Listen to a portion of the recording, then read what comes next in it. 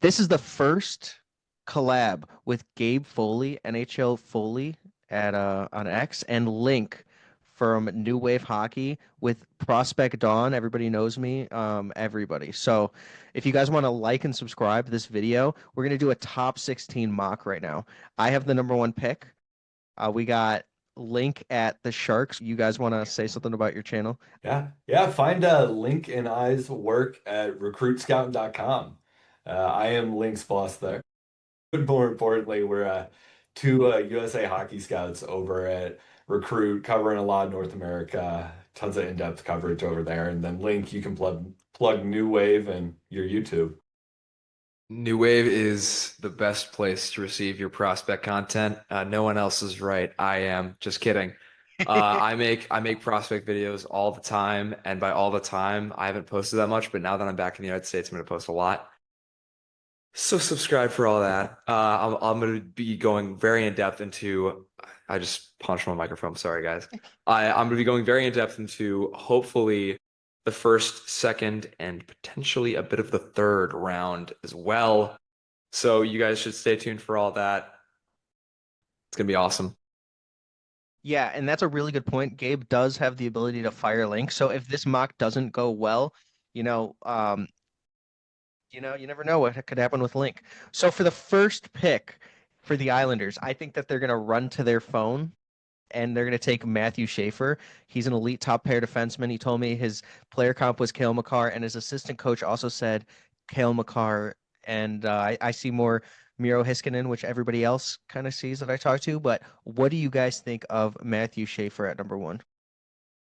Well, before Gabe shocks the crowd with his statement, I'm gonna go out and say I think this is a really good pick, obviously for the Islanders. I personally like Michael Misa a little bit more because, I mean, how could you not with that season? But Matthew Schaefer, I think the gap is like, I mean, like I don't know how if you guys can see, it's like this close. Matthew Schaefer is incredible. I mean, he put it on display for all 18 games that he played this year. He was the best player on the ice in every one of those 18 games that he played. I really think he's put up a stupendous season, a tremendous season.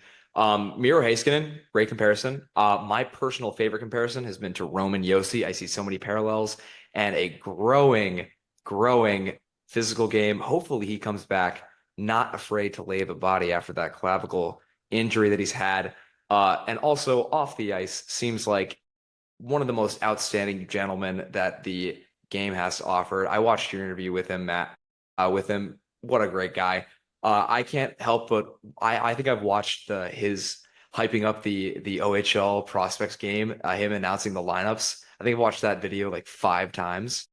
Dude is nails, and I think he's the guy out of this class that I would most like would most like to want to have a beer with, even though he can't have a beer for another 3 years. So Matthew Schaefer, hopefully I get to meet you the next 3 years.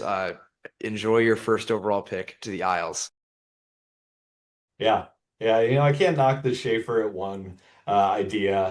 All of the sources that I talk to say the same thing. I mean, who else are you going to take at one? And the Islanders have the room to take in, a young player, kind of a risky player after missing a draft year. They have the room to take him in, not have to lean on him right away, but really let him cook and simmer into what he needs to be. And I think Schaefer's an interesting one too, because we talk so much about first overall picks going back to college. It was a conversation with James Higgins. It's a conversation that Owen Power faced a lot when he made the decision to go back. If Schaefer's not going to be in the NHL next year, hard to bet on that after an injury. Gotta think he's going to college. I've heard a few different bugs. I don't think any teams that I want to throw out there. I can say NCHC. I'm pretty confident is where he's going to end up. Um, by the way, my disdain of Schaefer one overall does not come from the player or the person. Link said it well. He's a great player. He's the best player on the ice in every game he played. He's a good kid. You saw that in the interview they did with you, Anthony, but just a good kid, has his head on straight, looks like a kid that's going to adapt into, what a pro hockey player needs to be. I can't take him over Misa. I can't take him over Higgins. tell you how I'd have a hard time taking him over Desnoyers.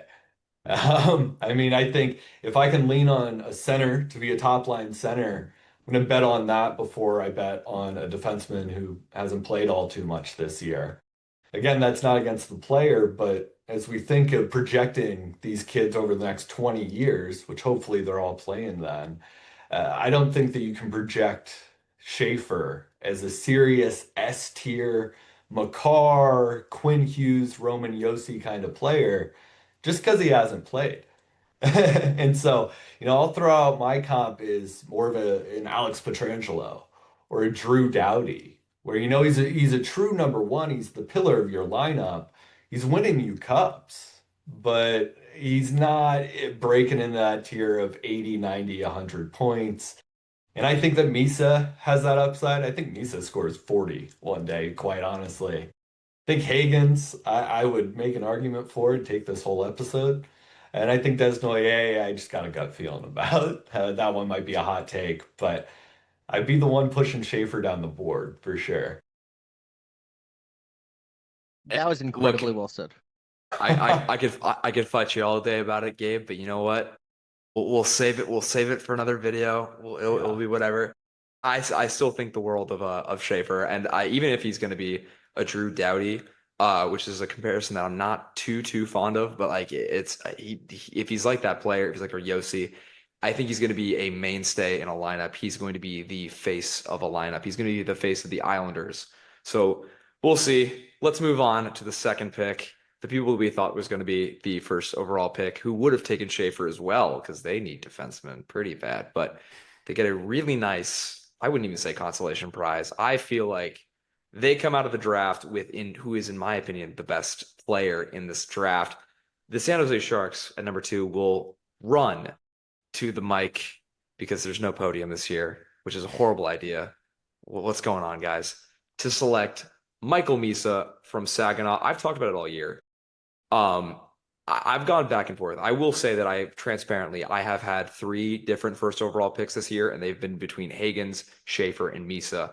But ever since Schaefer was injured on December, someone's got to help me out, 27th, 28th, 29th maybe. But could have been. I don't know. I don't really remember off the top of my head. Ever since he has been injured, watching the pace that Misa has been on has been incredible. 62 goals in 65 games is impressive enough. To add 134 points is incredible, and that's just looking at the stat sheet. He was a man on a mission. He didn't make it to the World Junior Championship, and I believe that lit a fire under him. I think he went through a 40 something. Please go back to NHL Draft Pros and look at the Misa counter that we had, because we had a Misa counter going for weeks. Let's just get into the game. He plays a perfect game. Look at any aspect of himself on the ice. He will not flaw in any of it. People say he's a jack of all trades, master of none. I think he masters in a few things. His shot is really solid. The stick handling is incredible. But I truly believe that his anticipation and IQ has no equal in this draft. I really think he's the smartest player in this draft. You can't beat Michael Misa. He's captain serious. In every single interview, he's like this. And I'm like, oh, I get scared of this guy. I don't know how you didn't. I don't know how OHL players didn't really just quiver in their boots when looking at this guy. I know he had a bit of a rough OHL playoffs. That was a quick exit, but you have to look at what he did. He showed up all 165 games and looked dominant. These are seasons we haven't seen since the likes of John Tavares, Patrick Kane, and I will go and say, like, we have not seen this this dominant season since McDavid. It's been incredible. I could talk about Misa all day, but the Sharks lucked out there. Good for them. Yeah, I completely agree. I mean, Misa's perfect. Goal per game. How are you going to deny goal per game from a kid? Almost. Yeah. What do you fall 2 or 3 short? Yeah, three short. It's Yeah. let's not be bashful. He's fat. Come on. I mean, he's a near goal per game player. Exceptional status kid a few years ago. And I think he's performed to that level every single step of the way. You know, Ovechkin is not going to be in the NHL in 2 or 3 years. I think Michael Misa has a glimmer of hope. A glimmer of hope. I mean, because we can't throw huge expectations out for kids. But if anyone's going to be the next guy to join the ranks of Pasternak and Matthews and Ovi scoring 40, 50 plus a year, I mean, it's got to be Misa. How do you not bet on that shot, that ability to create off the boards? Kid's also probably the strongest physical forward in this class, at least near the top of the class. I mean, we bring up Shane Van Saggy or someone, I'll start debating, but Misa's a rock. And he He is. scores and he captains your team. It's impossible to deny. I heard one people were saying that the sky's the limit for him. They're really like again, this isn't a year where there's a Celebrini in this draft. This isn't a year where there's a Bedard in this draft. That's something that you have to acknowledge. But I think the top three of this draft are world class. And I think you look at Michael Misa and that kind of emphasizes that. Someone told me the worst case scenario for Michael Misa is Steven Stamkos. And I'm like, all right, fine by me. That's Pretty good. that's incredible. That's pretty good. Pretty good So player. that's like look, whatever you're getting in Michael Misa, you're getting a tremendous player. Like end of story. Like I can't wait for the Michael Misa interview with the prospect Don. So that's what I'm looking for next. I'm scared for that, but just how intimidating he is. No, but I loved your Captain Sirius comparison. Not that it was Jonathan Toews, but a lot of people have said there's some Jonathan Toews-esque in Michael Misa. Michael Misa has more offensive power, and like you said, OHL point totals by like since John Tavares and Patrick Kane, this guy's putting up incredible numbers, and he was in exceptional status. This guy was always good. I wanted the Blackhawks to take Luke Misa because I thought Michael Misa was going to be the number one pick. And then you have James Haggins being the number one pick consensus wise, but before it was Michael Misa. And now you have Matthew Schaefer. But the thing is, it was always James Haggins, and then it was Matthew Schaefer had 1.5 games in the Worlds, and then he got hurt. So everyone just kind of put him at number one too. It was kind of weird how this class had come to where Schaefer was the number one pick because Michael Misa was always incredible. He was always top of the class. Even Desnoyers or like he's always been so good too. Like these guys have been top of their class for a very long time. So yeah, I'm Michael Misa skates like the wind. Very, very great player. Yeah, do you guys have any last thoughts on Michael Misa? Let's keep it rolling. I we Okay. I'm tired of talking about Michael Misa. I never thought I would. So at 3, Gabe, Yeah. who are you taking for the Chicago Blackhawks? Yeah, so I've covered it with a few different articles now. Blackhawks have a world of possibilities available to them. I've heard them connected to just about every top prospect in this class, but I think there are four names that are really leading the pack, and four is a big group. But it's Porter Martone, Anton Frondell, James Higgins, and Caleb Desnoyer or Desnoyers. Can we wait? You guys are bothering me. Denoyer. Desnoyer. Yeah, it's been bothering me. So I will Yeah. say I might pick Denoyer with the next pick, no matter who's next. They don't teach us French here in Chicago, so I don't know what to tell you. We're saying the messes. We're saying them. No, but I think, Blackhawks got world possibilities. You know what? I think we followed the cadence of how I expect the draft to go so far. I think Schaefer's going to be one. I think Misa's going to be two. I think the Blackhawks go with the North American winger on the day. I've also heard him connected to Desnoyers, Caleb. Uh, but I'm going to break the trend entirely. And here at 3, I'm rounding out the list of first overall guys with James Higgins. James Higgins, beauty of a player, great two-way impact, not because he's good defensively and he's good offensively, because he's a smart kid. He's a smart player who knows how to slow the game down. He knows how to see where the puck's moving, see where opponents are, and position himself in a way to make a good impact. He knows how to use his teammates, he knows how to find space, and he knows how to get through space. James Hagen's also the scoring record holder at the World U17 tournament, the World U18s, and then he scored what, 9 points in 7 games, I think it was, the World Juniors. Started the comeback for the United States, our boys in blue. Started the comeback. Exactly. Exactly. So I mean, there's so much has been made about Higgins not scoring enough in college, not being at the heights of a Celebrini or a Fantilli. I agree with Link. We don't have a Macklin Celebrini in this class. Macklin Celebrini's a dang superstar. Hagen scored point per game. He filled the role of Will Smith, who we've seen already tear up the NHL. I mean, Will Smith's second half was fantastic. And one thing that I think's getting underrated with Higgins, one thing that I think's really flying under the radar, maybe it's because I know the kid a bit better. I've seen him in the gym, I've seen him around the rink, but he's built. He's jacked. I think James Higgins getting up to 187, 190, maybe a couple pounds over once he gets into an NHL weight room and really starts adding on the pounds.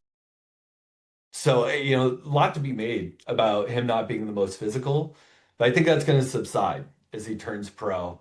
I think he's going to maintain this really special cerebral tactician kind of style. And I think he's going to, or would, make a great home in Chicago, where, I mean, his agency, his friends, his teammates already have great roots, great roots. So there's a house to be built with the Blackhawks. Who's to say if he lands there on the day? But I think it's the right fit. Yeah, the Blackhawks are betting favorites right now at number 3 for James Higgins at minus like 150. Porter Martone was plus 1500, which I thought was wild because on paper they're not that far behind. But James Higgins is an incredible playmaker. His vision is so good. The Blackhawks have continued to draft players with James Higgins' profile. I feel like if there wasn't as many that they've drafted, he would just be a shoe-in. He is built, like you said, it's kind of like a Connor Bedard-esque build, not from the lower half, just like he's more filled out, like all over, not filled out, but it's not all lower half, which what Bedard was. Like I think James Higgins is a phenomenal player, like you said, number one pick too. Very good player. What do you think, Link? Kyle Davidson, if you're watching, Mhm. should look me in Of the course eyes. he is. Yeah, of course he is. If he Yeah, is, he subscribes. of course. Let's just imagine he is. Look me in the eyes. I want you to go back and I want you to call up Bill Armstrong and I want you to be like, hey, you know that guy Logan Cooley? Uh, how did you guys, develop him? And you write down everything he says, and then you apply it to this man, James Higgins. Because if you do, you will get a first line center, you will get a number one center, and you will get the perfect complement to Connor Bedard. Let's get one Exactly. thing perfectly clear. Hype fatigue has been the main role that's kind of plagued James Higgins this year. I have oh, I have been not happy about it. I've been fighting for James Higgins. Probably not as hard as Gabe Foley has been Yeah. fighting for James Higgins because I mean, hey, we're both warriors here. Point per game in the NCAA in your draft here, impressive. From without a shadow of a doubt. Are there concerns? There are things that I don't like about James Higgins' game. I think the shot is we were expecting a better shot going into this year. Part of it, he was getting snake bitten, especially in that main series. But he should have a better shot. His shot selection needs to get a little bit better. He is a little bit easy to knock off the puck. He may be well built up top, but you got to get the legs going. And there are certain situations in college where he panicked under certain situations when he was under pressure. There are some big guys in college, and there were certain situations where he did not live up to the expectations. He didn't go to the middle of the ice. And again, that's all been able to be fixable. You look at some of the mistakes that he makes, like again, he'll miss a pass or he'll dangle himself into a corner. The confidence is there for a skill player who is going to dominate the next level. You have to get him to get more confident. Keep trying those skill positions. Give him maybe another year in college. That's kind of where my head is at. I love James Higgins. I think one more year in college, like a Logan Cooley, will do him wonders for the next year. I think he's a very tremendous. I mean, obviously we've seen him on the ice. He's a tremendous prospect. I think anyone who has eyes can see that this is a playmaker who is going to play 15 plus years in the NHL. So it's hard for me to project him not going 3 to the Chicago Blackhawks. He's played a very good game this year. I don't think that he has lost his. It wasn't a situation where he lost his first overall status. It was more that just Matthew Schaefer and Michael Misa excelled to the point of like superstardom. So that's kind of where I'm at with James Higgins. So we will see what he does. We will see who picks him. I hope that if he doesn't go here, number 3, he falls to my Flyers at 6, which I don't think. I think that the latter is not going to happen. I think other people that could go here, probably an Anton Frondell, because of the 3 mentioned, because I think you said 4, right? You said Yeah. Marty, Frondell, Higgins, and Desnoyers. I like Frondell for the purpose that I think that he's really a wing. I think people can realize that. Again, I think he's not going to stick long term at center, and either Bedard's going to be the first line center, or he could be the first line center, or like a piece to that, like that top 6. So we will see. I like Higgins though a lot, and worst case scenario, you get a second line center to the first line center of Bedard, and that's fine by me, man. That's cool by me. I guess I'm next. There. I guess I'm next. No, it is me. I was number okay. 1 and then 4. But Gotcha. you were like Walter White there. That was a peer cook. With Utah Mammoths, I'm actually gonna go with Anton Frondell. 1, because I don't want to say Caleb's last name. No, but Anton Frondell is somebody that the Utah Mammoths really like. On accident, I was tagged in emails because they CC'd me with Utah Hockey Club and Frondell's agent. It was completely random, but they really like this guy. It was before they took the 4th spot in the lottery, so the information did not mean much, but they love this guy. Incredible shot. Like you said, I think he would probably, a lot of people are talking about it more recently, but the cat's out of the bag. They don't think that he might be a center, but if he is, then it's great, but he is very versatile. His main weakness is probably transition based on a lot of everything that I'm seeing and the cards that I'm reading and everything like that. But when he comes over to the North American game, it's going to be the smaller rink. A lot of people continue to say that, like larger rink size in the SHL. Every Swedish prospect that I've talked to has said that he's the best player. Love, the best goalie in Sweden right now, has said that that guy has the greatest shot he's ever seen other than Cole Iserman. I just feel like Frondell just has that toe drag release. If you watch NHL Draft Pros, like Mark says it over and over, toe drag. This kid has like I feel like his vision is pretty good too. So Frondell could go from 3 or 4. I don't think he's gonna fall past the Mammoths. I think it's a great analysis. I think Chicago or Utah is gonna be picking this guy up. I think if he's available at the Nashville Predators pick, this is an easy slam dunk for them. Hopefully he falls to the Flyers. I would love that. But yeah, you said it perfectly. I think he has got the best or second best shot in this entire draft. But again, like we've outlined what he's great at a lot. The compete, the IQ, anticipation goes a long way when your skating is not as great. And in Anton Frondell's situation, he does not have ideal skating, which hurts his transition game. But the anticipation when he's in the offensive zone, the battling along the boards, the amount of little grit and like almost like just get the heck out of my way in his game when he's along the boards is something that I kind of really like. I go back and forth because I really like him, and I also really like his teammate at Your Gardens, Victor Eklund. But you can never go wrong with someone who's an incredible goal scorer. He played an excellent role on Your Gardens' team this year. I think both 18-year-olds, because I think they're both 18 now, played an integral role in making that team go up to the SHL.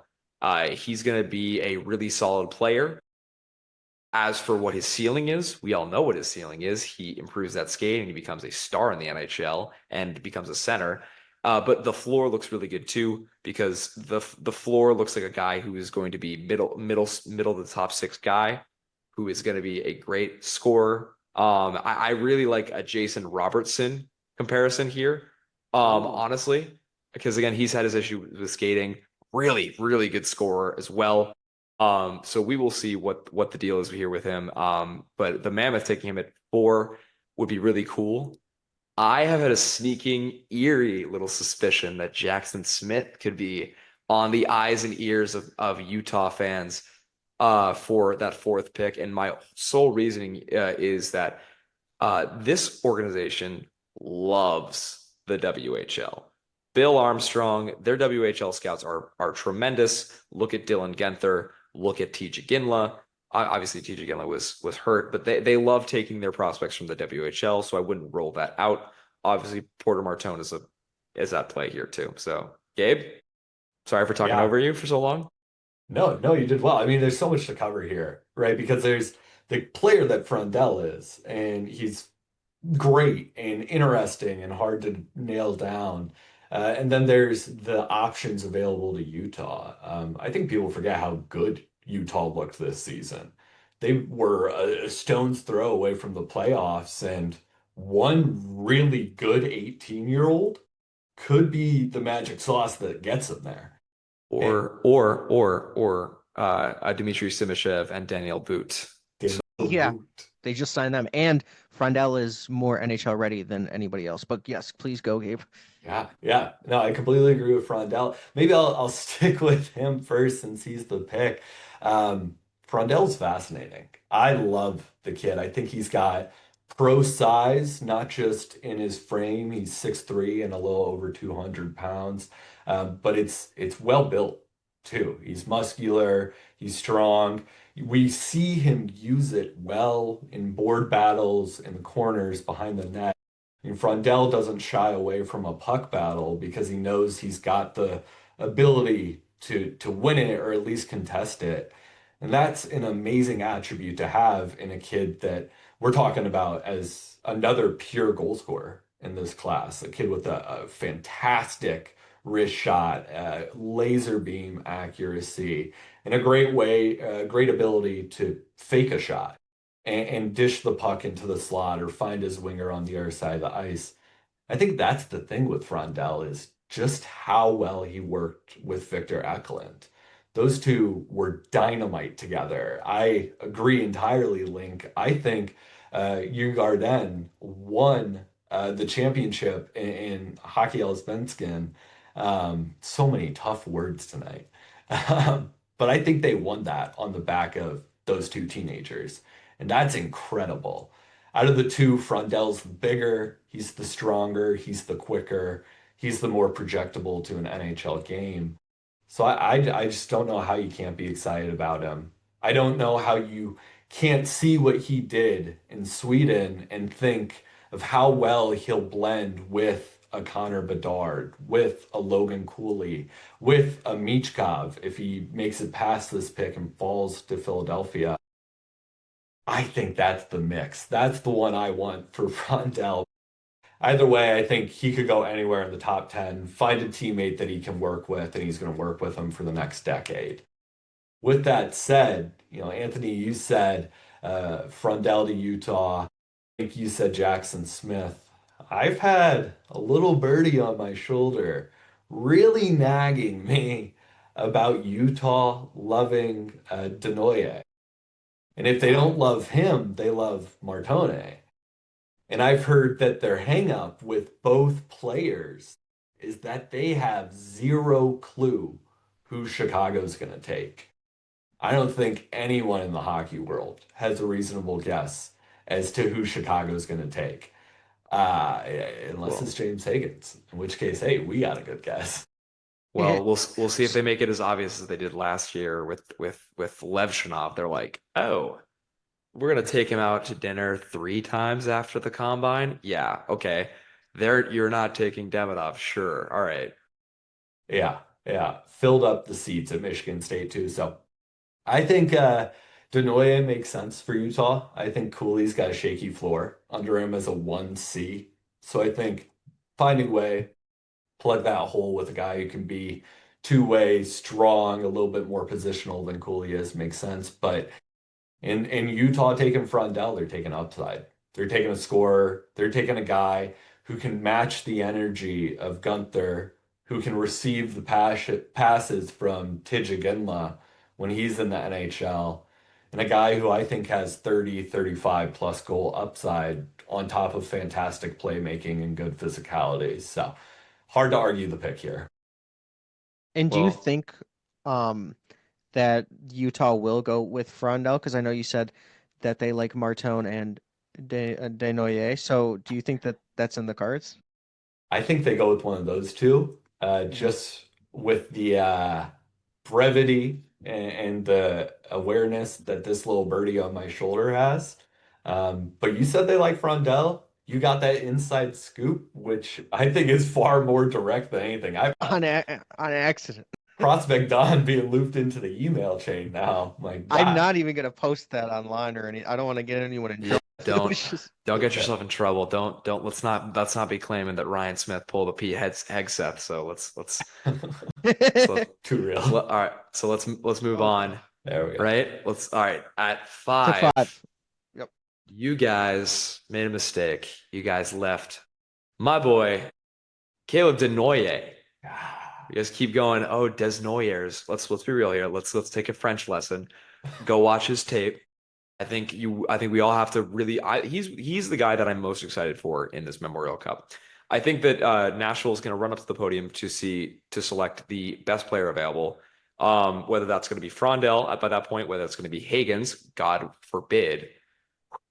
Whether it's going to be Denoyer, who I think of the top 5, I think he's the one that's going to be available at 5. Just from my own selfish thinking, because I really want someone in the top 5 to fall to the Flyers.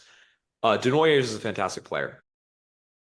He started the year consensus hovering around the 20 spot, and he's just created for himself an incredible ship to sail on into the draft. 56 games, 35 goals, 89 points.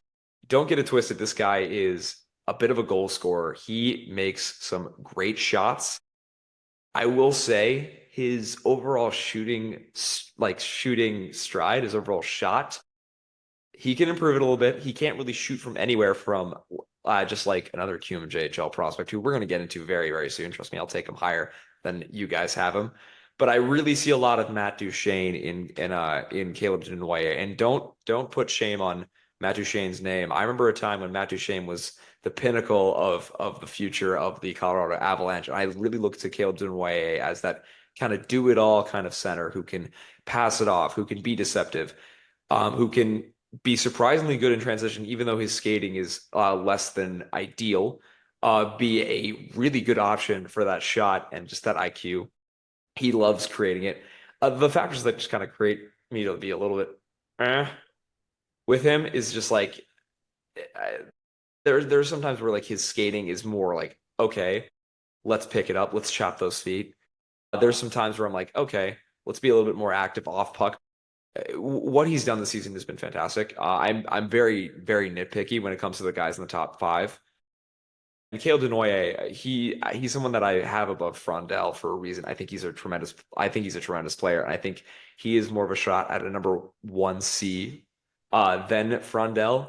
So we will see what happens. But I think Nashville would be a great fit for him. I think he screams Nashville, and he is one of the best body checkers in this draft. I would say he's the second best behind Martin, but we'll see. So what do you guys think about that? Yeah, I agree. I love Denoyer. I think he's solid. I think Nashville goes center.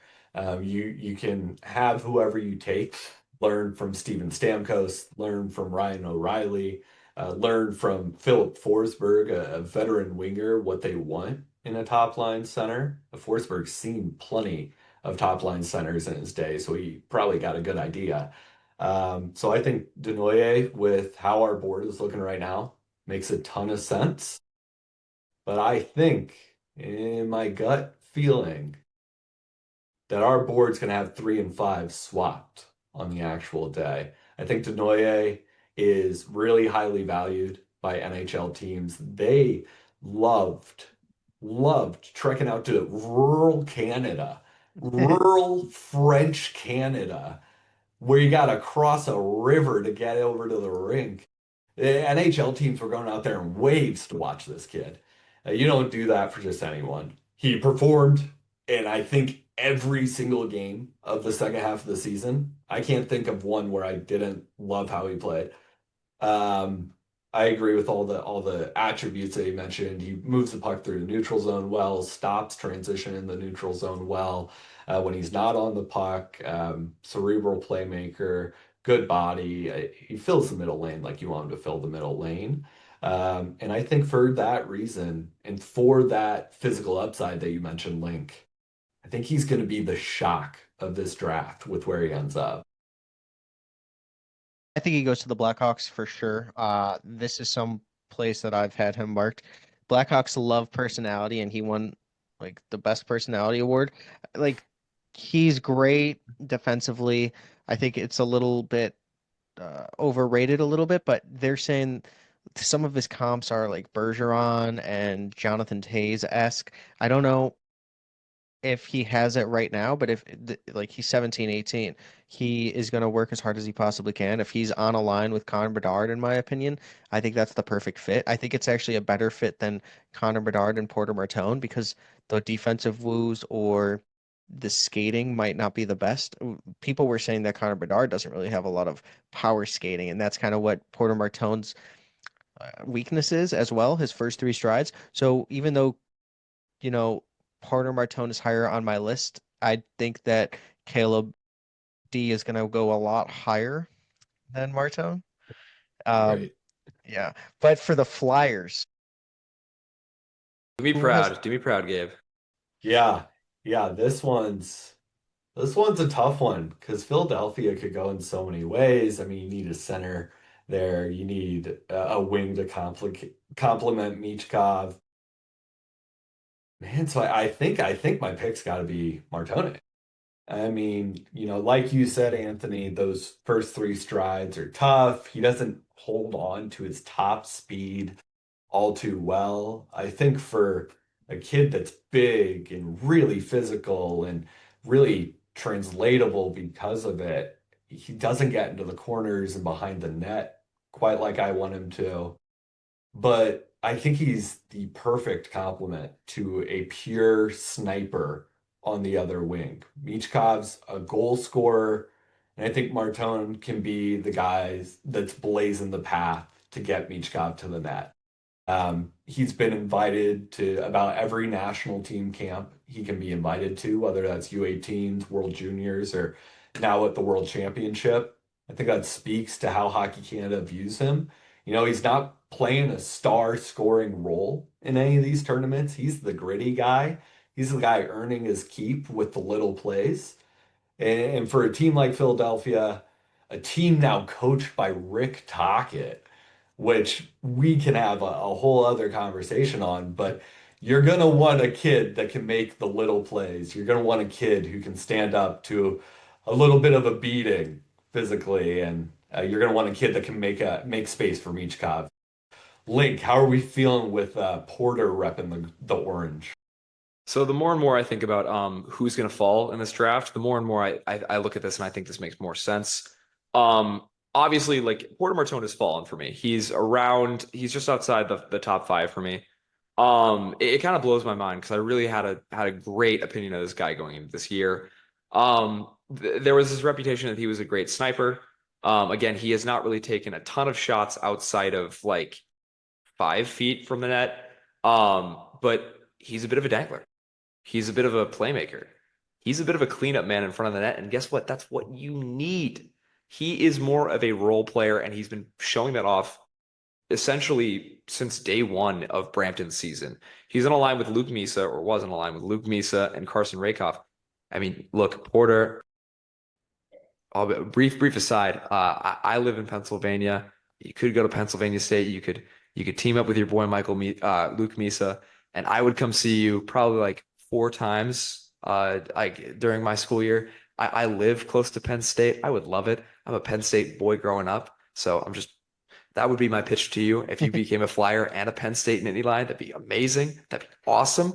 So we'll see. We'll see if he does that. But he's an intriguing mix of just kind of a two-way forward as well as a playmaker as well. I'm a little bit worried about the off-puck game. I mean, who wouldn't be? I'm a little bit worried about the skating. I mean, who wouldn't be? But look at I think what you have to look at. He's been a captain for Brampton for this entire year, unless I'm mistaken. I think it's 10:30. I don't know if I'm thinking right now. No, No, you're but right. he's been a captain the entire year in Brampton. He's been invited to every single camp that he's been invited to every single camp that you can be in your draft year as a junior player, with the World Juniors as an underager, the World Championships as an underager. That tells me that this guy is well respected in Canada for what he does and what kind of a game he's playing. And they are trying to grow him. Not like Hockey Canada is trying to grow this guy. There's a lot there. They're trying to tell you this is a kid who's very stable, and I really look at this guy and I think he's a very Rick Tocchet pick. I don't think you're going to expect him to be like from day one. You're not expecting him to be the top line guy. Top six, absolutely. He does what he needs to do, and I think he can work in with Misa on the power play. He's going to be a really solid player for them. I do really like Porter Martone. I will buy his jersey when he comes to Philadelphia. If he is a Philadelphia Flyer, I'll buy his jersey if he's a Penn State Nittany Lion. So I really do like Porter Martone. Big fan of him. I would not be mad if it's Porter Martone at all. I would prefer some of the centers. Like I said, I've told you, I would love for it to be Frondell. I would love for it to be Hagens. I would love for it to be Desnoyers, but Porter Martone I would love for it to be him as well. So a lot of Philadelphia fans are a little bit worried about this pick. I'm not. I'm a little less worried because I like Martone. I do. I am a big Martone guy. He's not a slow skater. It's not that, you know, he is going to be out skated. It's basically his first three strides. It's kind of like he's an old-timey car where it kind of takes a little while to get going, but once it gets going, it's going to get you to point A to point B. He's very skilled. Like both of you both said, playmaking and vision is very underrated in my opinion. Going to Penn State in the NCAA game is going to help him a lot. I think he could use his body a lot more, but it's 6'4" or 6'3" and he plays like a 5'11" winger. I think that he just has so much hockey IQ and there's that offensive ability. It's kind of like he's a creative shell player. I think that when you are going to be practicing as much as you are in the NCAA, they're going to work on his skating so much. It would be such a good fit. I think if he goes to Penn State near length, there's going to be some interview opportunities there. I think that Porter Martone, you definitely need to interview with Link. He could give you some pointers too. I think that it would be incredible for him to team up with Mrtka, who's my favorite player in the NHL that's not on the Hawks. I just think he's an offensive guru and genius. So everything you guys said about Porter Martone was fantastic. But for the Bruins, Wait, oh, go ahead. well, my last pitch because I know you're going to interview him. Porter, the Penn State Nittany Lions, they're about to win the NCAA national championship. Please come to Happy Valley, please. I'm not even a student there. I want them to do it because I'm a lifelong Penn State fan. All right, go ahead. I actually did interview him, and he said Matthew Tkachuk was his player comparison, and that he's working on skating every single day. So he knows his weakness. But Matthew yeah, he's a great Kachuk is guy. a great thing to idolize for Martone too. That's I what you mean, that want. would be beautiful. Yeah, that's his player comp for himself. And I actually hung up on him on accident because my earbud fell out, and he was completely fine on it. He loved it. He thought it was hilarious. He also likes salt and vinegar chips. So if Link ever meets him, just buy him a bag, and you'll be friends with him for life. It's a little Well, we're info. very similar in that manner. So, Porter, Yikes. Nice. come on, man. It's perfect.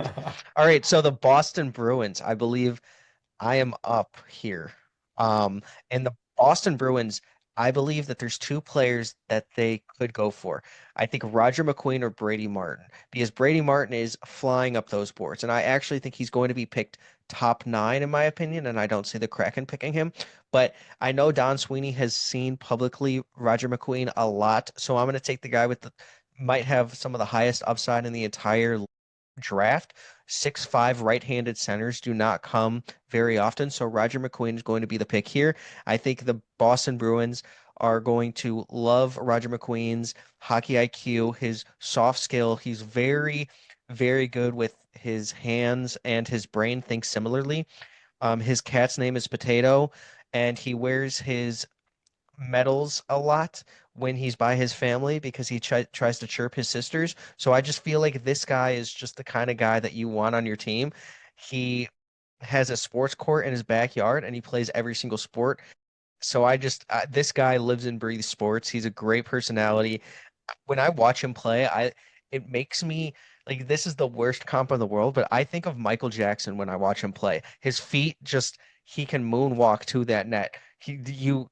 His edge work is actually pretty good. The back injury is concerning, but I think if Caden Lindstrom would have never, had a back injury, there wouldn't be that much talk. He missed 4.5 months, but he came back really good. His first game, he had 4 goals, and everyone was talking about could this guy be the number one pick for a very short period of time, like seconds in the scouting universe. But Roger McQueen, I think, would be the pick here. I agree with you. I think that Boston is very, very high on their tall guys. I mean, just look at my boy Dean Latorno, the Dean Dean, Pot, yeah, my The boy. Dean. I'm coming to see you this year in Boston. Trust me, I will. Um, no, but it's hard to pass up on a talent like Roger McQueen. Injury aside, you look at what he can bring to your offense. There's a lot. The stick handling, the shot, the offensive creativity. I think the passing game is ever underrated, and of course, the skating for that size. Not only the skating for that size, just the skating in general. He's an exciting player. I really, really, really like this guy. So again, we're gonna see how high his ceiling is. I could see him being picked here. I could see him falling way past my liking. So we will see. I really, really like a guy like McQueen here. Other picks, I like a Jake O'Brien a little bit too. He's not physical enough to be in Boston, maybe. We'll see. Brady Martin, like you said. So we'll see. What do you think, Gabe?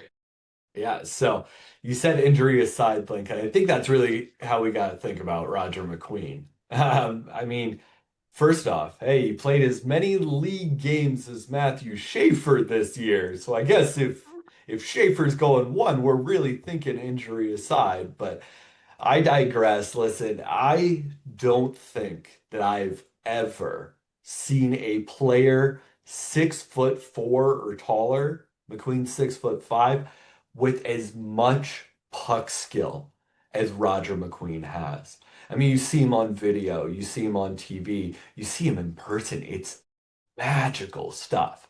He's able to move around opponents like butter, get through open lanes super easily.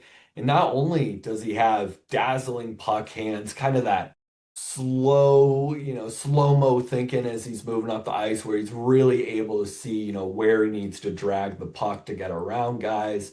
But his stride's also the stride of a 6'5" player. I mean, he needs 10 strides to go the full length of the ice. It's incredible. I think his shot's there. I think everything that would make McQueen a superstar, he has. Now, I do think there's a big hang up there in that all those attributes really feel undercooked right now. Mhm. He feels like a 17-year-old superstar rather than an 18-year-old eyeing the NHL next year.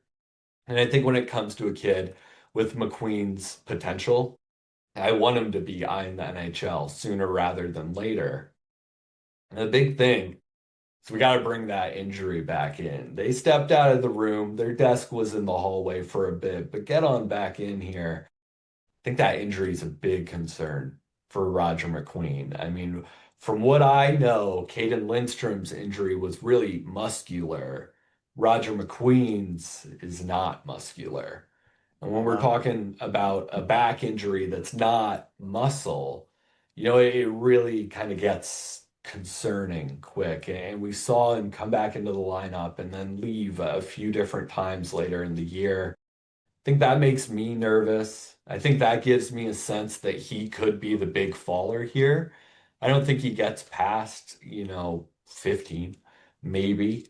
I think when it comes to a 6'5" kid who can play hockey like this, you say, everything else be damned, I'm taking the talent. So I think he makes sense here. He makes sense for a Boston club that needs a spark. They need something. But just knowing that Don Sweeney is the most boring general manager in the NHL, I think Brady Martin's the pick here. Go with the farm boy, Go with a guy who you can say, well, maybe he's our number one center, knowing full well that the number one center role he's replacing is Charlie Coyle. You know, the bar is low in Boston, but Martin's big, he's physical, he's hefty, he's a hard worker. I think he has the attributes, but Queen has the upside. Both of them make sense for Boston. Next. All right, Seattle. I think they're also this is also a situation just like in Utah. I think they're going to be looking towards the West. I think defenseman is where I am going to be leaning here for Seattle. They missed out on taking one of the high-profile defensemen last year. I think that was probably a mistake. I would have loved to have had Zeev or Zane. That would have been great. But I think they look here at 8. I think this is the perfectly acceptable time to take either a Radam Mrtka or my personal pick for who I think is going to be picked first out of the two, Jackson Smith. Offensive defensemen, they don't grow on trees. They're very, very special things. And not ones, they don't grow on trees, especially ones that are 6'3". Here are some problems though. He didn't score a point per game in WHL, which is customary for a defenseman who's supposed to be an offensive defenseman, but he brings a physical advantage. He brings that offensive skill. He brings that athleticism. You gotta love it. But there's a little bit of rawness in his game. He's got to get coached up. I don't really like his defensive positioning. I also don't like his selfishness with the puck. But I think both those things are very coachable things to do. So if he is coachable, if he can turn around, he will be a very solid top 4, top pairing defenseman someday. And that left-handed shot will be heard around the world. He could be a Brandon Montour at the next level. I really like what he did last year. I think it should not be taken for granted. I think it's also not a coincidence that Brandon Montour is in Seattle right now. So those are kind of the defensemen that they're looking for right now. So Jackson Smith, I think, will go 8th to Seattle. Your thoughts, guys? It's tough for Seattle not to take the right-handed defenseman that's playing in Seattle right now with Mrtka, because I know they've definitely probably had a lot of looks, but I think Jackson Smith here is incredible. My only thing is he kind of reminds me of like a Kevin Korchinski, where if you are going to nurture his growth, I think he's going to turn out really great. He's also 6'3" with that upside and the IQ with more defensiveness. But with the Blackhawks, they rushed Korchinski to the NHL instead of keeping him in the WHL one more year, and I think it destroyed his confidence. So I think that that's a really good way to look at Jackson Smith. Well, yeah, So Smith. I will say Smith is more of a project pick for sure. I think he's someone that you yeah, have to look at, and you have to look long term. You have to look not. This isn't a 1 to 2 year guy. I think this is a 2 to 3 year guy, maybe even a 4th year. Not in the WHL. I think you get like a year or two in the dub, or a year in the dub, like, and then see sporadic, like see how he does in the AHL. You're supposed to take your time with a guy like this. I really think again, the athleticism is gonna show through. And a really dominant year in the WHL next year, like him scoring at a point per game, maybe even touching 80 points as a defenseman. mhm. Who knows? Let's get crazy. That could go a long way in making your confidence. And that's a great thing to have as a 19, 20-year-old. So we'll see. Yeah. Yeah, you know, I agree with Anthony. I think it's tough to not pick the guy that's in your backyard and Radim Mrtka. Seattle's taken so many left shots. You know, you can project Riker Evans to be anything you want him to be, but you need someone to balance him out. And when I think about Riker Evans, when I think about what he's good at, holding his own blue, being a shifty kind of puck mover on the back end, I think someone aggressive like Mrtka makes a lot of sense. You know, Mrka's going to need someone to get his wheels going for him, someone to launch him into the offensive zone, but he's shown time and time again that he can make it happen in the offensive zone. Smith's an interesting one. He's more of a play driver, more independent. You know, we're talking about the compliment to Riker Evans. Well, Riker Evans is going to be your top pair guy. He's just not. And so if you think that Jackson Smith can maintain this independent play driving, this great ability to be physical through traffic, then he can be that top line guy. He can be the gut punch that follows up the Riker Evans jab or something like that. So I think that's interesting. I'd be surprised to see Seattle stake their claim in another left shot D, but something about Seattle being able to look across the pond, see Mrtka develop into everything's developed in the WHL, and then still say, no, we're going to take Jackson Smith. That feels like a Seattle Kraken move. Ronnie franchise has done worse. Gabe, Yes. you're up next, right? Yeah, I'm up next with Buffalo. This is an interesting one because Buffalo, I mean, I'm getting all these riddles of teams, these teams that have three or four or five holes that they need to fill. Buffalo could go so many directions. I think O'Brien makes sense, getting a center in there to hopefully fill the void behind Tage Thompson.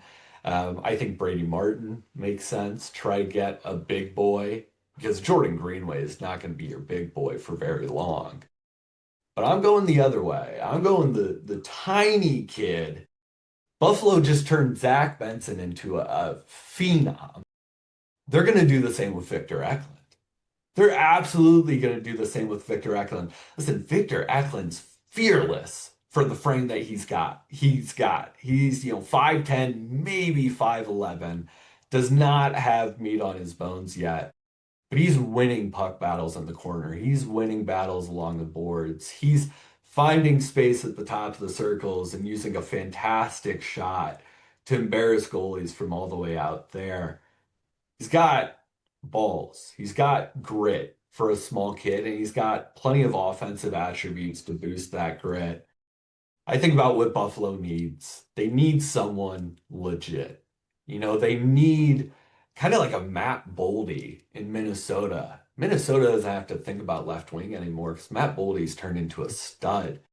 If Victor Eklund can be that, if he's got true goal scoring upside in the NHL, which I really think he does, I think he can push into a top line role in Buffalo, be supported a bit by a Zach Benson on line two, and effectively give Buffalo, I mean, a gut punch on their top six. I agree with this so much. Um, right now it's listed that Victor Eklund is 5'11", and he Okay. weighs 161 pounds. And I want to say that I don't believe it. I don't believe this lie that we've been fed by the hockey media right now. I don't believe it. He's going to go to the combine. Anthony, you're going to see him, and he's going to weigh in at above 180, and he's going to be measured at probably 6 foot. This guy is big, and he is all muscle. Well, he plays big. He plays about 3 inches and about, let's give it 40 pounds heavier than he actually is. Go watch the World Juniors again. Go watch his board battles. I think there was a in the Czech, I think the game where they played Czechia, I forget which game it was. He picked someone off the ground and threw him because there was the puck under there. This guy is a monster, an absolute monster. People are worried. It's like, oh, he's too small. Like, I don't know if I can waste a pick on him this high. If the Flyers pick him at 6, I'm jumping for joy. I don't care. And I know that's a controversial opinion. I love Victor Eklund. I think he's a tremendous player. The right shot is deadly. He's got one of the most deadly wrist shots in this entire class, probably third only to Justin Carbonneau and his teammate. He makes a lot of great plays. He is a really solid passing player, and he's got a little bit of shades of his brother with those great quick hands. He's also bigger than his brother, and he plays bigger than his brother too. He is Victor Eklund really looks like the full package. I've been a big Victor Eklund supporter. He is really close. Really close to. I think he's a lot closer to Anton Frondell than the next guy behind him. So he makes a lot of sense for me at this pick. I really don't think he should fall out of the top 10. If he does, you will see me rage on Twitter about it. So yeah, Buffalo. Make it easy on yourselves. Victor Eklund is a great pick. I really like Victor Eklund. When I watched the tape, shout out Instat because I wouldn't be able to do what I do without it.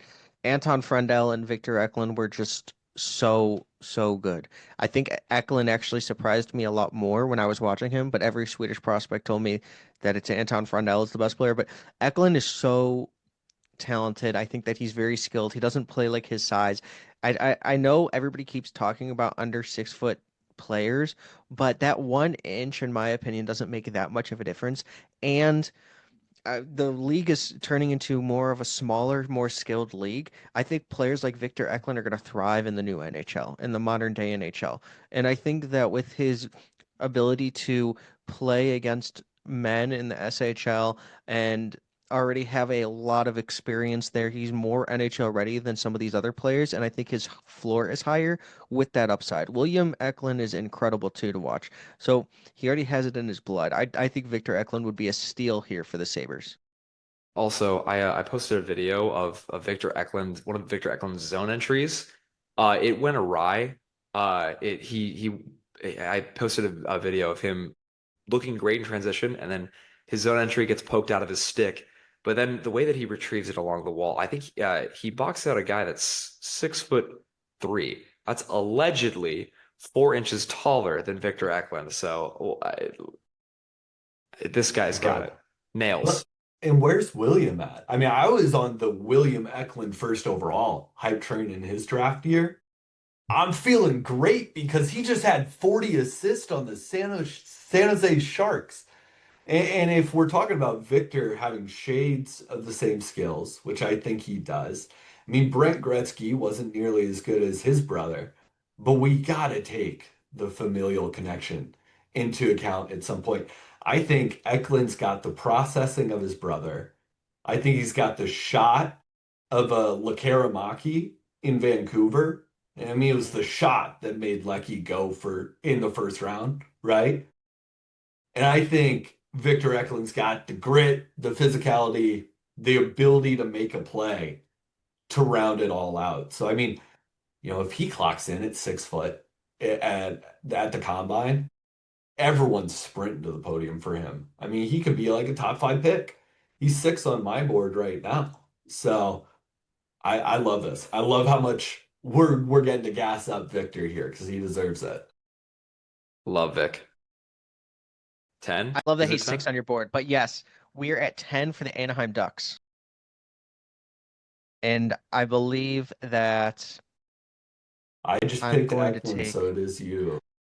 I think I'm going to take Jake O'Brien here. I wanted to leave Jake O'Brien for the Pittsburgh Penguins just because it's the same jerseys, and I think that it would be sweet to see him in those colors again.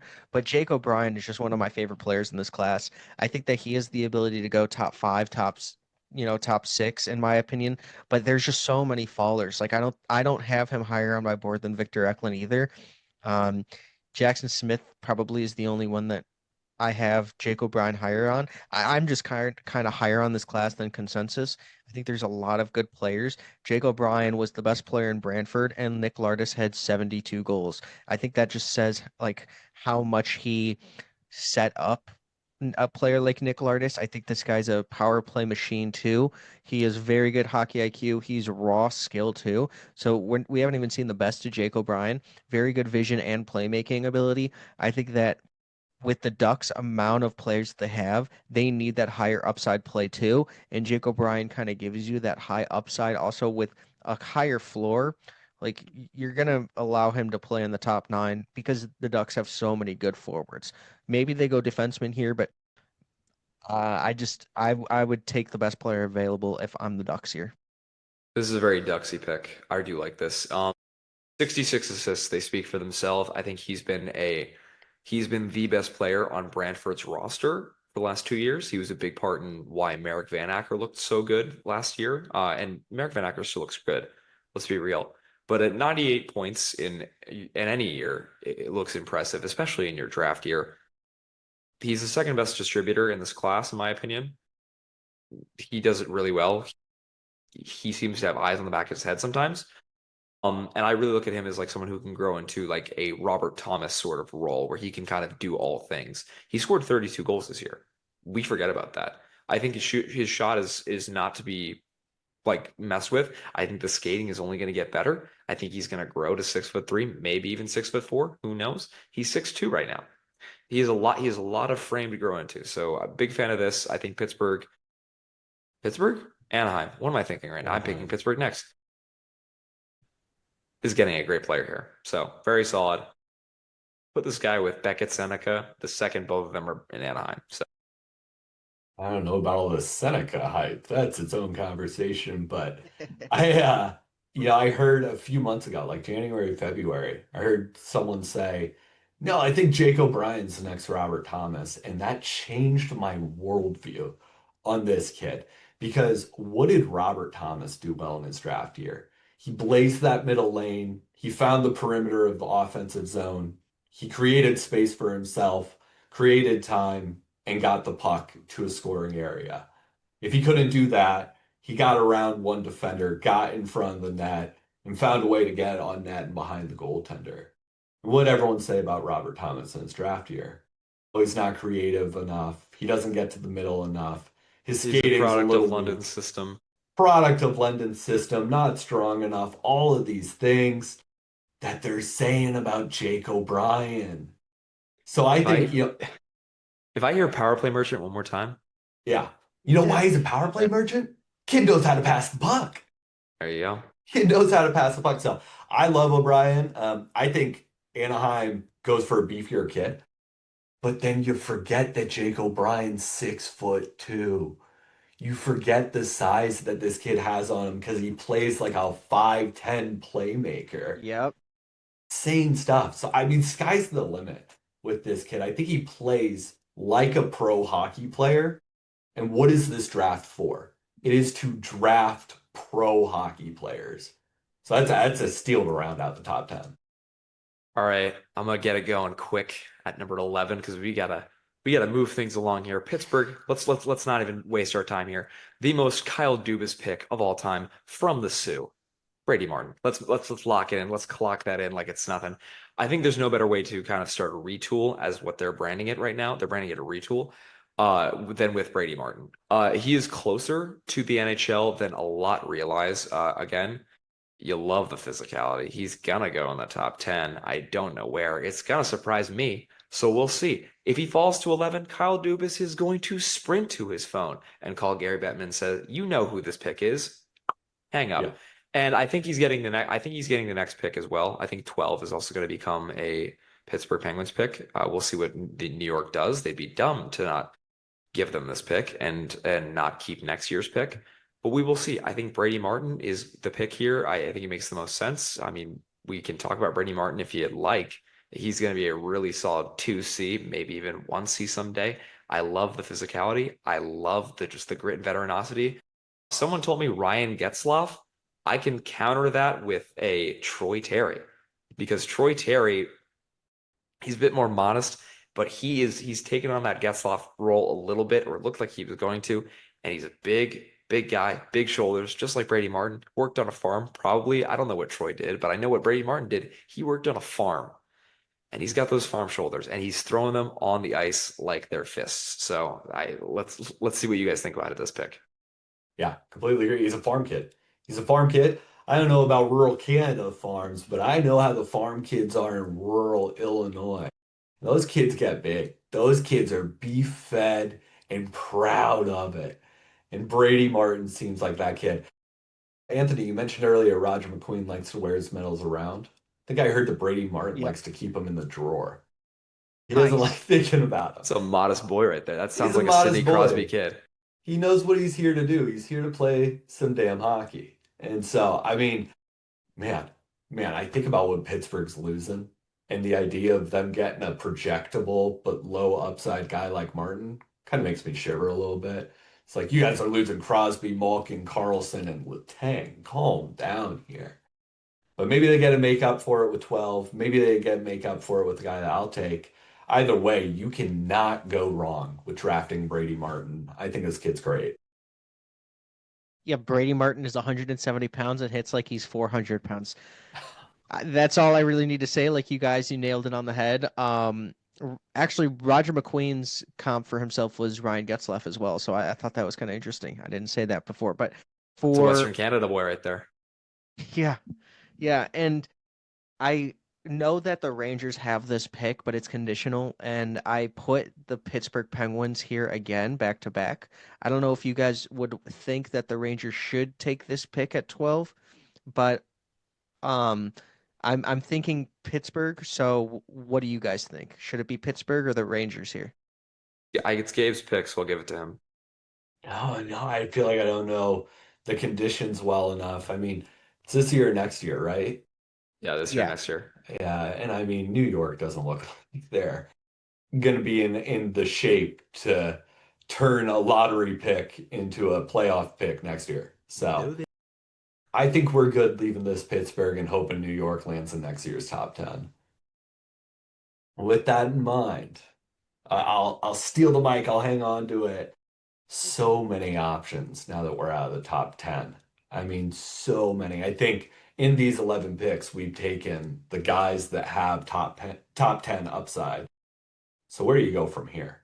Well, I really like Carbonneau on the wing. I really like Cole Reshny as a center. I really like Cameron Reed as a defenseman. I really like Acheson as a defenseman. I think those are the four options that you're getting at 12. If McQueen's off the board, if Martin's off the board, if some of these guys are off the board. Mrtka's still on the board too. I said who I like. All right, all right. You know what? So I think Pittsburgh, they got Brady Martin. They got Brady Martin. They got a solid center. Get your upside here with Acheson. Get your dog. Get someone that can take Carlson's role, take Letang's role, push you into a playoff. I think Brady Martin's bringing modest power to the lineup. Acheson's a home run swing at its finest. This is a defenseman that stepped up into every single play he could, made every single big hit, and took every single shot that he could this year. Did phenomenal with it. I think he's got a low floor, and I think you're balancing that out with the Martin pick. But if both of these guys hit, if they both pan out, I mean, Pittsburgh could have the locked in Troy Terry pseudo 1C that Brady Martin could be. And they could have a 15 goal, maybe a little bit more at his peak goal scorer, Acheson, who throws hits and lays the body and clears out the slot and wants to win a damn cup. So I'm going Acheson, but it's a hard pick to make. I prefer Mrtka a little bit more of just because of the stability. But that does not mean that I am not a big fan of Acheson. I want you, for the viewers back at home who haven't had their daily dose of Acheson like I do, like I pop on a like an old October game where he's just smashing people's heads in for breakfast. I'll just pop my cornflakes in front of it. I want you to imagine all the good things about Nikita Zadorov, Jacob Middleton, and Mackenzie Weegar all wrapped up in a nice bow and with a charming smile playing in Barrie, Ontario, and just having a monopoly on violence and long goal scoring. Big fan of Acheson. I think he's gonna be a can we curse in this pod or no? Sure. He's gonna be a shit wrecker at the next level. So Proper. That makes me feel better about saying damn as much as I have too. Those are not the words that they're worried about on Get us in trouble. monetization. No, I love Acheson. I think that he's going to go a lot higher than media is talking about on like X. Odds had him actually as like plus 1,600 or somewhere, maybe 4,500, but he was one of 7 players that was in the odds for the Blackhawks pick at 3, and that didn't make any sense to me because that's not going to happen. But I think Acheson is going to go a lot higher than consensus thinks. So that's a great pick. Pittsburgh is coming out of the draft with Brady Martin and Acheson. I think that it's a good day. they're laughing to the bank. But at 13, the Detroit Red Wings. EVY is going to take Lynden Lakovich here. I'm not going to waste any time. Whoa. Stop the count. Stop Go there. ahead. Let's hear it. Let's hear the reason.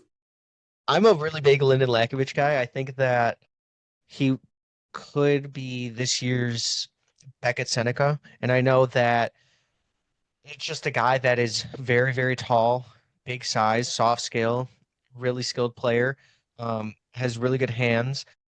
The thing is, he didn't really understand how to play with his body. I talked to him when he first came into the WHL. He was just trying to dangle everybody. Didn't really know how to play that full 200-foot game. He is somebody that has had to learn how to grow with the newfound size that he's had, and he says that he's working very, very hard to put muscle on so that he can use his body. He knows that his weaknesses are there. Um, but this guy is one of the best skilled players in this class. He plays like he's 5'10", but he's 6'4". There's a lot of players like that in this kind of class, but Lynden Lakovich is just one of those guys that I think is going to go higher than consensus also thinks, and he's like 11 on my board now. He just has the upside, in my opinion, in a class that kind of lacks upside if we're talking about top line players, and if he hits, he's a top line player for me. Pierre in Montreal is celebrating right now because he just got a better chance at landing Mrtka or Logan Hensler at 16. I'm Yeah, not the biggest fan of Lakovic going around this high. I guess this is kind of where we start to talk about him at like 13. I mean, hey, yeah, look, obviously 6'4", the upside, the shot, the shot selection makes me a little worried. The skating with the puck, the transition, chef's kiss. Skating without the puck makes me a little worried. There's a lot of coaching with this guy. You have to kind of give him a long runway. And I think there's a lot of upside, there's a lot of potential, but also this is a little bit of a risk pick. But this is kind of where you take those picks, and I think Stevie Y, he's been a little bit sure with his picks as of late. Michael Bransick Nygaard, it's pretty vanilla. He looks great, pretty vanilla. I don't even need to talk about Nate Danielson. So no shade to Danielson. You're gonna be a solid center in the NHL. We'll see. Um, but I think Lynden Lakovic could be a nice shakeup from the ICER plan and how it's been going so far. But yeah. So I no no no. Let me get I'm in not there gonna. I'm just to not. say, This is America. I can't limit your free speech. damn right. Absolutely right. Welcome back to the country, buddy. Yeah, you're Uh, welcome. if draft prospects were valued purely on how scary their fathers were, I Oh think God. Lakovich is the top player in this draft class. His dad was big, he was strong, he was horrible to be on the ice with. And Lakovich has not built that into his game just yet. He's been that dangler, he's been the on puck guy. He's a great player at getting the puck across the offensive blue line and into space. I mean, I really think that's where his strongest attribute is right now. Um, but when he adds that physical game, when he gets the sharp edge that's in his genes, and when he uses that to push into the slot, to bully his opponents, to really win out space for himself, I mean, it all lends itself to huge upside. Huge upside. And I'd love to see Detroit go wing.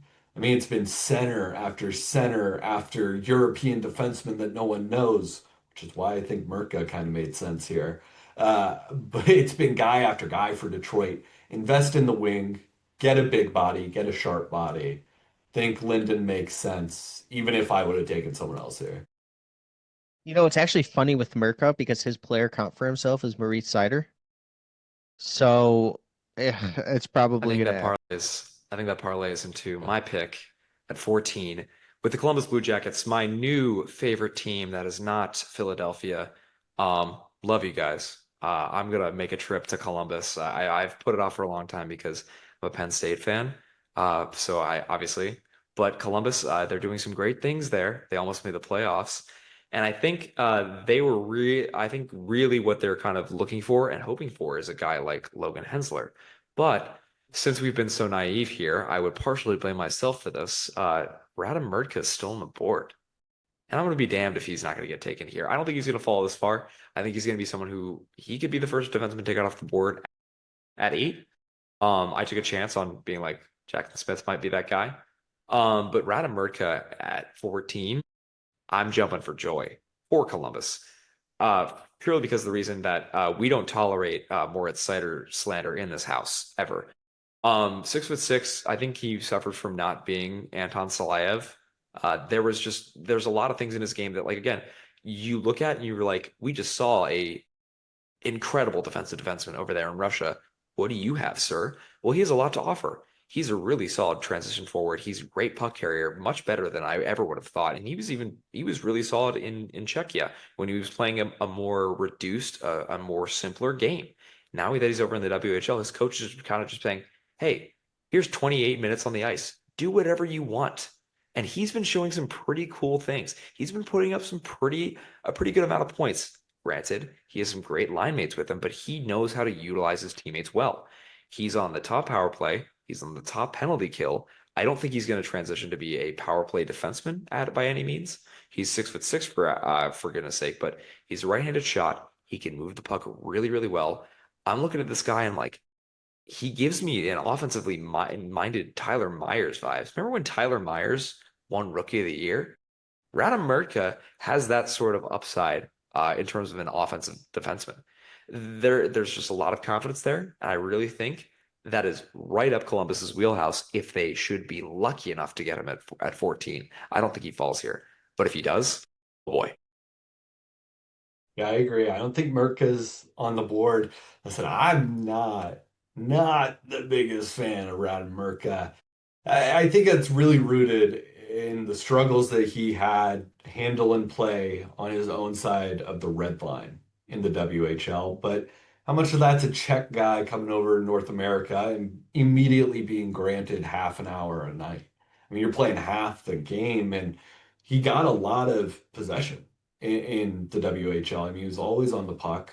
When his team had the puck, they were giving him the puck. And he was doing phenomenal things from the blue line, dipping into the zone, making plays from the hash marks. So I think there's upside here. He's a huge defenseman. I agree. I think he's gone at 8. Getting him at 14 and getting him in a Columbus pipeline that could pair him with someone like Denton Matejchuk. Oh, that would be something. I do want to give my shout outs to Logan Hensler and Justin Carbonneau here. Logan, I hope you're taking him with the next pick. Gabe, come on, let's make it happen. And Justin Carbonneau, dude, absolute rocket.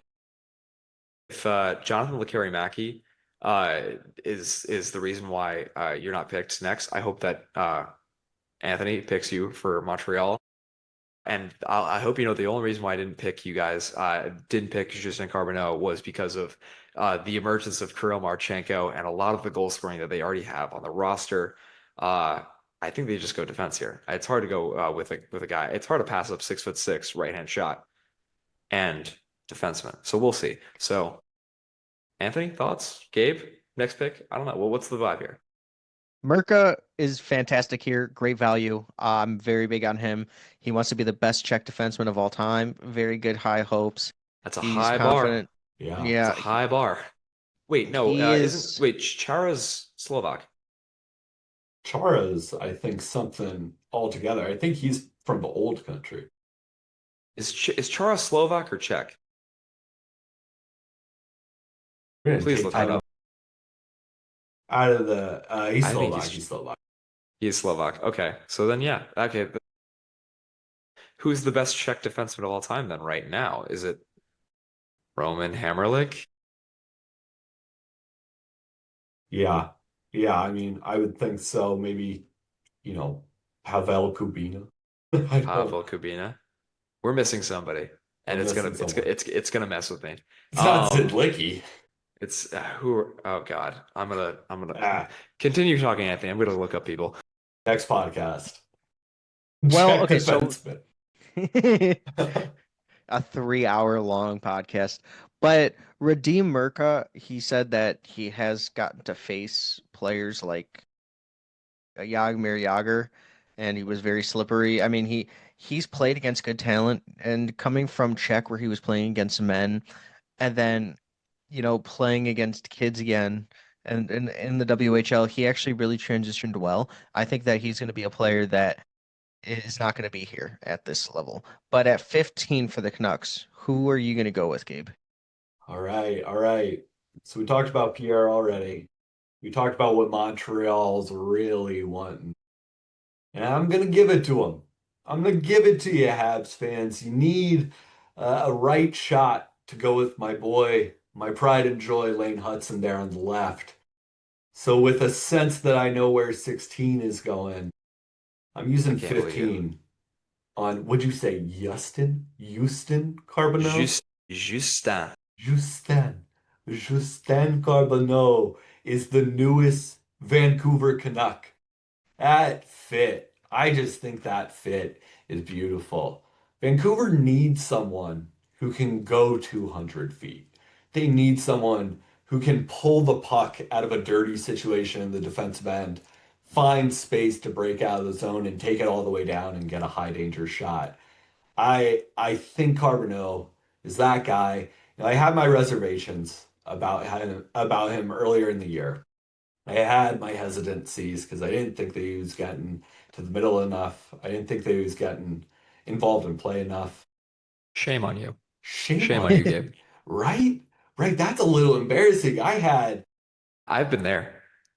I've been there. You've been there. I've had WHL, not QMJHL, not OHL, not New England scouts, WHL scouts bullying me for saying Carbonneau didn't do enough on the ice. Watching his SMH. games a bit more, I'm seeing it. I'm seeing it. I mean, he's the generator of all generators in this draft class. Vancouver's losing Brock Besser this year. Who knows what's happening with Elias You're getting Brock Pettersson? Besser back with Justin Carbonneau. It's the same guy. Wow, what a duo that would be. 40 shots a night between the pair. Because that's what I was going to say. You lose Brock Besser, Carbonneau is the guy that's filling his role. I think he's got top line projection if he's getting is involved as he was this year in the queue. I think it makes sense for a Vancouver team who, the rest of their program is crumbling right now. I mean, you just laid out the next two picks perfectly. I mean, exactly. I've been a Justin Carbonneau fan for the longest time. It makes more and more sense every single day to me that he's going to be a Vancouver Canuck. If he isn't, whoo, Philadelphia, you better trade up. You better trade up because this guy. Ooh, oh my gosh. But yeah, and then yeah, I think Logan Hensler's the nice bow on the draft at the end of this pick. But Anthony, your thoughts, and then maybe your pick. Yes. So I think Link has him as the best shot in the draft. Maybe Frondell at is up there, but yeah, the Q he had more points than Desnoyers, and I just think that this is a really good pick. Something that actually, go ahead. I will mention one thing.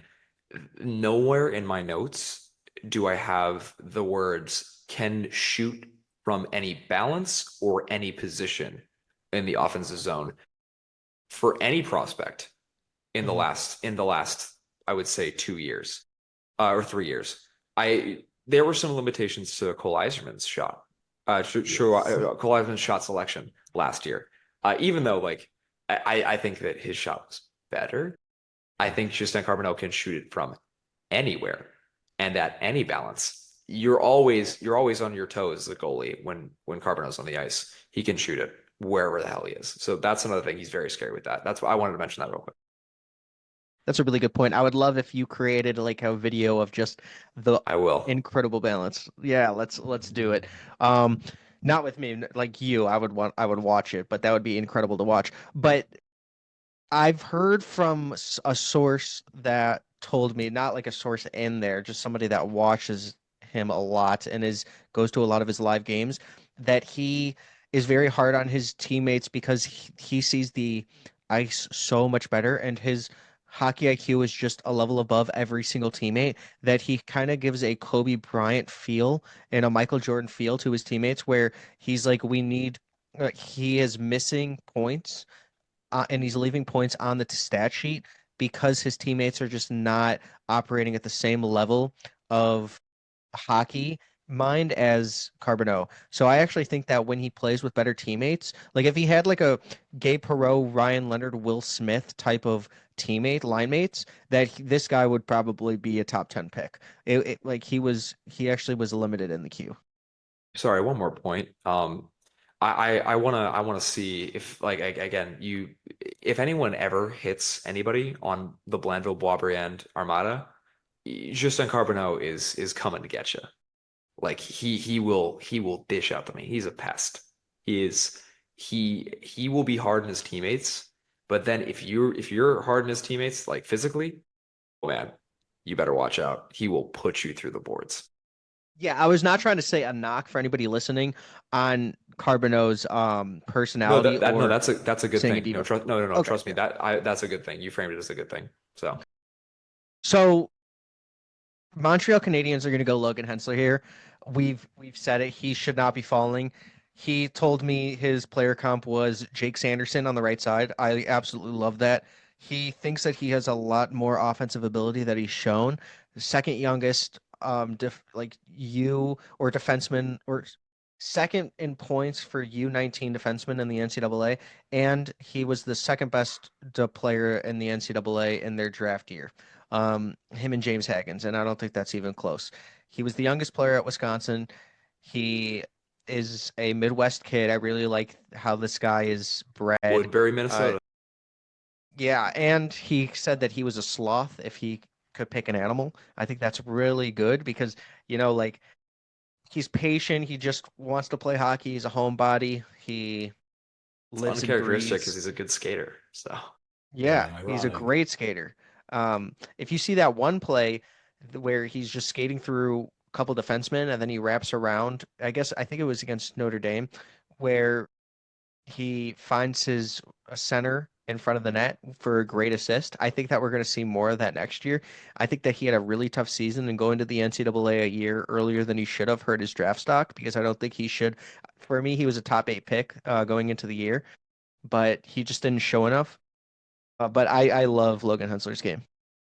I'll kind of say that I think for the struggles that he had at the beginning of the year, the last 15 games that he's played, he's become a way, way more well-rounded player. And anyone who has watched his games would know that this guy, you're looking at somebody who is top 12 minimum, top 13 minimum in this entire draft. Depending on who you're talking to, he's the second or third best defenseman in this draft. I'm closer and closer to putting him as my second best defenseman in this draft every single day. Um, when he talks about he wishes he showed more offensive upside, it's there. It's there for people freely to watch in his draft year -1 season in the USN TDP. You can look at all that. It's still there. So when you're getting someone who's 6'2", right-handed shot, and has that offensive upside, but is also well-rounded their game enough to the point where they were, I would say, considered a two-way defenseman who is super, super defensively reliable. I I love it. I really, really love it.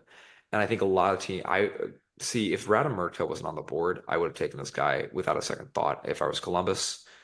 Yeah, if he falls to Montreal, I'll be mad because he fell to Montreal, but I will also be mad because he fell to number 16. So we'll see. But like I really, really love this guy. I really I'm so here for rounding this out with Logan Hensler discussion because what a kid.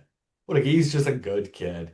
He's got his head on straight. He's working hard and you see the effort in how he's grown over this year, how he bulked up last summer. I mean, I think he put on like 10, 11, 12 pounds. I'm pretty sure. It's a big boy.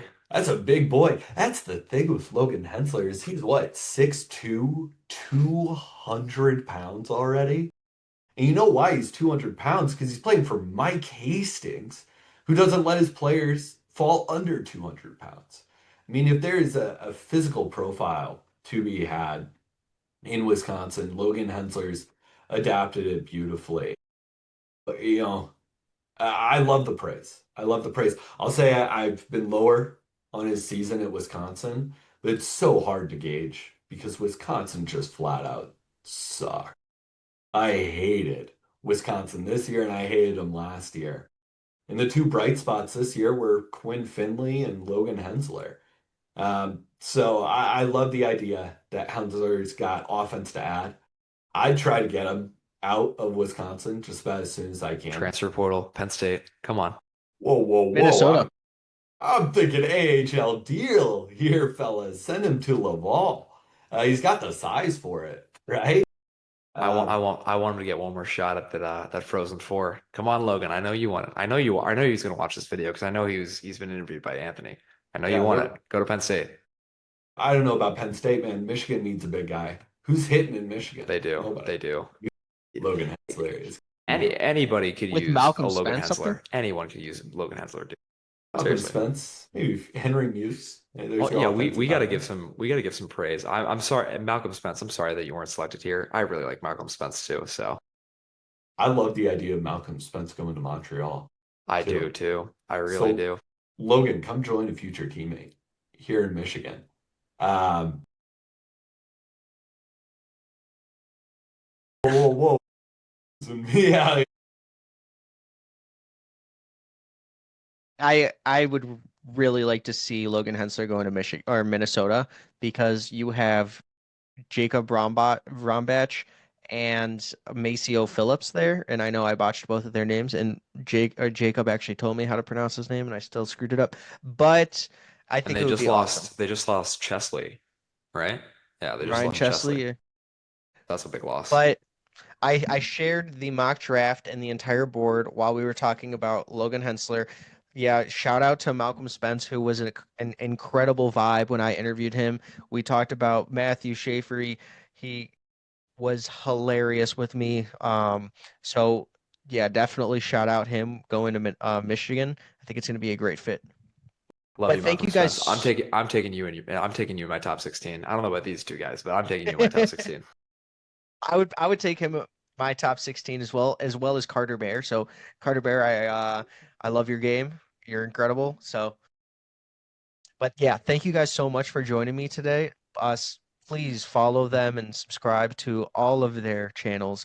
Links are in the description.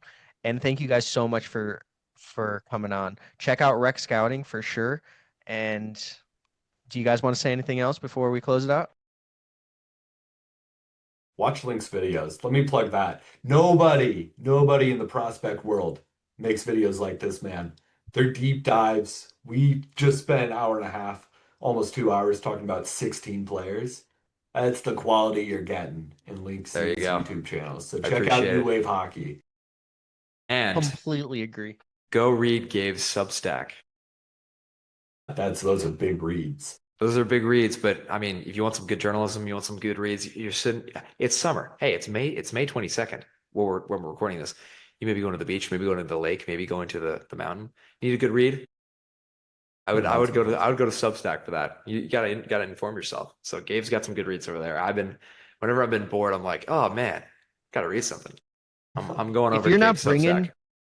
If you're not bringing your phone in the lake to read Gabe's Substack, I don't know what you're doing it these days. How are I you do it all spending the time. summer? Spend I it. read them in the shower, the hot tub, the pool, everywhere. This guy's Oh, always yeah. in water. There you go. Yeah. Yeah. But The thank you guys Chicago so much Sun. for coming on. Yeah. Go ahead. We'll see you guys. No, the Chicago Sun is hot. You always gotta get in your kiddie pool. So There you go. For sure, for sure. This was awesome, and I hope you guys get some sleep tonight. Beautiful. Thank you.